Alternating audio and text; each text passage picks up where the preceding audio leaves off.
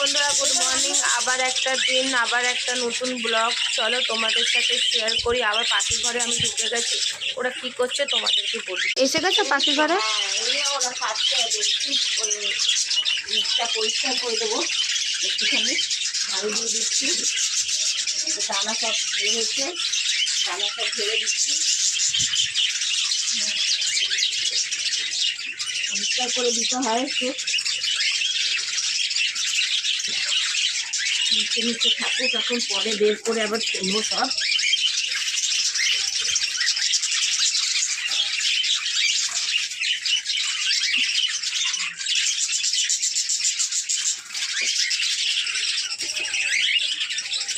চেষ্টা করে দিলাম।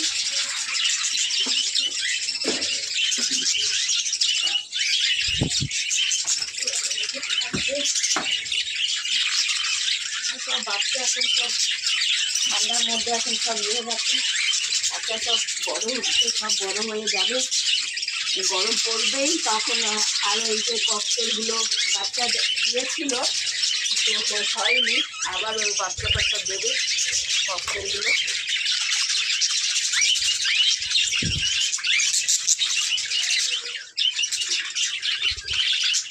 এগুলো পটি করছে এই যে পাখিটা। বলুন,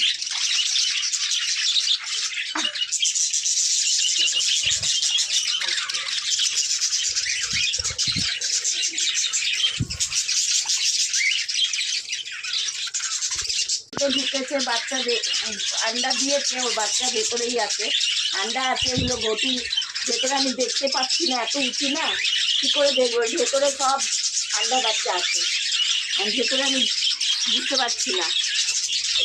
এই যে ডিম দিয়েছে, এই তো দূরে দেখা যাচ্ছে। হ্যাঁ দিয়েছে, ওই যে হ্যাঁ হ্যাঁ দেখা যাচ্ছে, দেখা যাচ্ছে। হ্যাঁ হ্যাঁ, এই সবের মধ্যে আছে, এই যে আছে, এই সবের মধ্যে আন্ডা বাচ্চা আছে।